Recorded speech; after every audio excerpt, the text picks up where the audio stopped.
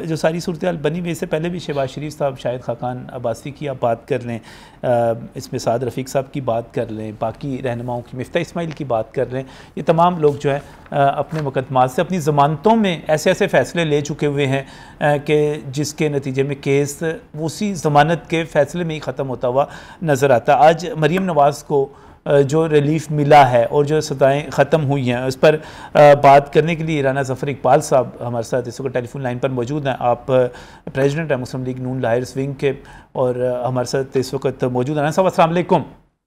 वालेकुम अस्सलाम। राना साहब, आज जो फैसला आया, इसके पॉलिटिकल जो इम्पैक्ट्स हैं उनसे इनकार नहीं किया जा सकता। ये कहा जा रहा है कि अब मरीम नवाज़ अगर इलेक्शन लड़ें और वज़ीर आज़म बनना चाहें, जैसे कि पार्टी के बहुत सारे जज्बाती कारकुन कहते हैं, तो उनके राह में अब कोई रुकावट नहीं है। इनके खिलाफ कोई और केस है अभी इस वक्त जो अंडर ट्रायल हो या जिसमें कोई रुकावट हो जो बन सकता हो? बहुत शुक्रिया। मरियम नवाज साहबा के आज के बरियत के फैसले पे हम अदलिया को और पार्टी के कारकुनों को और पूरे पाकिस्तान के अवाम को मुबारकबाद पेश करते हैं। बुनियादी तौर पे इस केस में जिस तरह दूसरे केस हैं, जैसे आपने फरमाया, इसी तरह इनके केसों में भी कुछ नहीं है। ये जस्ट पॉलिटिकल विक्टिमाइजेशन की एक बदतरीन शक्ल थी जो पिछले प्राइम मिनिस्टर ने 4 साल जारी रखी। अब मरियम, लेकिन ये केस तो यहाँ पर सईद खेतरान साहब मौजूद हैं, वो कह रहे हैं ये केस इमरान खान साहब ने तो नहीं बनाया हुआ था। नहीं, उन्होंने जो JIT बनी, जो चीफ जस्टिस साहबान, जो ऊपर मॉनिटरिंग जज, और जो फैसला जिस तरह से हम तो इस केस में पेश होते रहे हैं, देखते रहे हैं, इंसाफ के कोई तकाजे पूरे नहीं किए गए और इसको ज़बरदस्ती एक सज़ा की तरफ लेके गए। और वही सारी एक प्लान था जो उसका हिस्सा थे सारे मामला, और उसमें इमरान खान साहब को लाने के लिए उन्होंने जो जो प्लान किए, जिसमें विक्टिमाइज हुई मुस्लिम लीग नून और वोटर, उसका नतीजा था। तो अब केस के अंदर कुछ नहीं था। अब इसमें जो चीजें सामने आई हैं वो साफ सामने आ गई हैं और उसकी तो मैं ये केस तो क्लियर हो गया। मैं आपसे कानूनी पोजीशन पूछना चाह रहा हूँ, मरियम साहिबा पे इस वक्त बाकी कौन से केस हैं? मरियम नवाज साहबा के खिलाफ कोई मुकदमा किसी अदालत में जेर समात नहीं है। अच्छा, इवन फील्ड केस था जिसमें उन्हें सजा हुई थी, वो अल्हम्दुलिल्लाह आज बरी हो गई हैं। मरियम नवाज अब अगर किसी भी ज़िमनी इलेक्शन में या अगले जनरल इलेक्शन में हिस्सा लेना चाहें तो कोई कानूनी बार है, कोई रुकावट है? उनके खिलाफ कोई बार नहीं है इसका। और वो उसके बाद वज़ीर आज़म की उम्मीदवार भी हों तो कोई रुकावट है उसमें? देखिए, उन्हें जब बुनियादी इलेक्शन लड़ने की कोई रुकावट नहीं है तो किसी भी सियासी ओहदे के लिए कोई रुकावट नहीं है, और कानूनन किसी दीगर ओहदे के लिए भी कोई रुकावट नहीं है। मरियम नवाज आज जिस इवन फील्ड केस में राना बरी हुई हैं, मियां नवाज शरीफ को भी उसमें सजा हुई है। अब मरियम साहिबा को इस बुनियाद पर, क्योंकि वो कोई सियासी ओहदा नहीं रखती थी, वो कोई सरकारी ओहदा नहीं रखती थी, उनको बरियत मिली। आप ये समझते हैं कि इस फैसले का कोई मियां नवाज शरीफ को भी फायदा पहुंचेगा? इस फैसले में दौरान समाअत के जज साहबान ने बार बार पूछा है, बल्कि आज भी वो टिकट चल रहे थे कि मियां नवाज शरीफ के खिलाफ ही आपके पास कोई सबूत नहीं है तो मरियम को कैसे सजा हो गई। इस फैसले का मियां नवाज शरीफ को फायदा पहुंचेगा? सर, 100% फायदा पहुंचेगा। वैसे भी मियां नवाज शरीफ साहब का केस बड़ा क्लियर है, क्रिस्टल क्लियर है, कुछ भी नहीं है उसमें। नहीं, वो तो आप कह रहे हैं ना। दूसरी बात, मियां नवाज शरीफ इसके अलावा भी अल अजीजिया केस में भी सजा याफ्ता हैं। जी, उनके खिलाफ 3 मुकदमा थे, जिनमें से एक में वो बरी हुए और 2 में सजा हुए। सही। तो एक वो अल अजीजिया में सजा हुए थे और एक एवन फील्ड में, और एक और था जिसमें वो ब्लैक शीप या हिल मेटल नाम के थे सिलसिले। तो उसमें एक केस में वो बरी हुए, 2 में सजा, और दोनों जो सजा हुए उनमें अदालत ने बिल्कुल क्रिस्टल क्लियर लिख दिया उसमें कि जनाब कोई करप्शन, कोई किकबैक, कोई रिश्वत, कुछ नहीं इनके खिलाफ।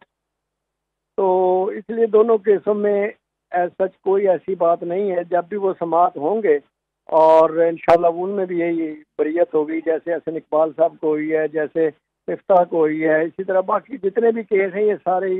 आप जो है मियां नवाज शरीफ के केस जो हैं अदालतों में समाअत की कब तवक्को करते हैं कि कब होगी? देखें, अब वो जैसे ही मियां साहब को उधर से आने का वो हो जाती है, डॉक्टर्स उन्हें अलाउ कर देते हैं कि अब आप ट्रैवल करें और आप स्टेबल हैं, तो वो इंशाल्लाह फौर आ जाएंगे पाकिस्तान और उनके आते ही केसों की समाअत शुरू हो जाएगी। पाकिस्तान आ जाएंगे, उसके साथ ही केसों की समाअत शुरू हो जाए। बहुत बहुत शुक्रिया, बहुत बहुत शुक्रिया रान साहब। लेकिन इसके साथ ही एक और चीज़ भी होगी कि वो जब पाकिस्तान आएंगे तो केसों की समाअत बाद में शुरू होगी, तो इसका मतलब उन्हें जेल जाना पड़ेगा पहले, उससे पहले जो है। एक और सवाल है नाजिम कि देखें कि एक मुलजम को एक अदालत ने रिलीफ दे दी है कि ये आपके ख़िलाफ़ साबित नहीं हो सकता। मियाँ साहब भी उसी केस में मुलजम, मुझे तो टेक्निकली अब ये वकला साहबान बताएंगे कि टेक्निकली तो मियाँ साहब भी आज मुझे रहा होते हुए नजर आते हैं। रान साहब ने वही एक जो है दलील दी कि पूछा गया कि आप उनके खिलाफ भी नहीं, दोनों की पोजीशन अलग है ना, पोजीशन अलग है, दोनों की पोजीशन अलग है। पर टेक्निकली तो एक के खिलाफ अगर कुछ साबित नहीं हो सका, एक मुलजम के खिलाफ, एक मुलजम के खिलाफ साबित, और इस बेस पे उसको जो है रिलीफ मिला है, तो दूसरे मुलजम को भी इसी बेस पे रिलीफ मिलेगा ना कि उसके खिलाफ भी कोई चीज साबित नहीं हो रही बुनियादी तौर पर। तो अच्छा, मैं जरा सही सबसे एक सवाल कर लूं बीच में, इसमें एक आप जवाब दे देंगे। तो सही सब सवाल मेरा थोड़ा सा डिफरेंट है। अभी आपने गुफ्तगू सुनी, उन्होंने कहा कि मरीम नवाज के अब इलेक्शन लड़ने पे और उसके बाद वज़ीर आज़म बनने पे कोई कानूनी कदगन नहीं रहेगी, कोई बार कोई रुकावट नहीं रहेगी। ये तो बुरी खबर है पीटीआई के लिए, आपके लिए। पीटीआई के लिए बुरी खबर है, ये सियासी एक है, देखे हालात क्या होते हैं। और हम तो कहते हैं बुरी खबर तो नहीं इलेक्शन में आए, हम तो कहते हैं नवाज शरीफ भी इमरान खान के मुकाबले में इलेक्शन में आए, और हमें फख्र है अपनी आवाम पे। अच्छा। और हम तैयार हैं आज इलेक्शन के लिए आ जाए। अगर वो जीतती नवाज शरीफ इस काबिल, आवाम उनको काबिल समझती है तो वो वज़ीर आज़म बन जाए। बात वो आप, लेकिन वो बात गलत साबित होगी ना। वो जो बार बार आप चोर चोर के नारे लगते थे, वो तो साबित हो गया कि चोर नहीं है। चोर के लिए अब इनका इसमें थोड़ा सा इसका केस को एक दूसरी आपने पहले एक बात की नवाज शरीफ के और इसमें कि जब मियाँ साहब भी बता रहे थे कि जब वो बरी हो गए हैं तो वो उन पे भी वो उस तरह का प्रिंसिपल जो है वो लागू होना चाहिए, वो भी हो जाएंगे।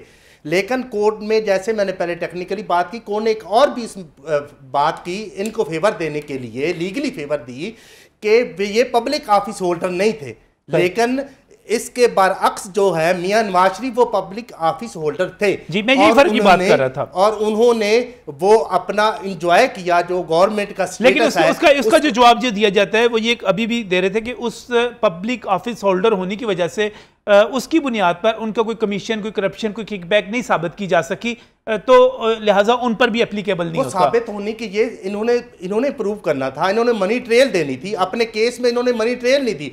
जब उनसे एविडेंस मांगी गई, मनी ट्रेल मांगी, तो एक कतरी खत आ गया। कतरी खत के साथ वो उनके साथ जो है दूसरा उन्होंने मांगा इनसे क्या उसको, चलो कोई बात नहीं, वो उसमें अच्छा मनी ट्रेल, लेकिन वो अपना काम पूरा कर गए। वो कह रहे हैं कि मनी ट्रेल तो दी नहीं, मनी ट्रेल नहीं थी। खान साहब, मोहतरम खान साहब, प्रोसिक्यूशन, वर्शन और story, trial, challan, evidence, collection of evidence, क्यों ट्रायल में प्रोसिक्यूशन की एविडेंस होती है?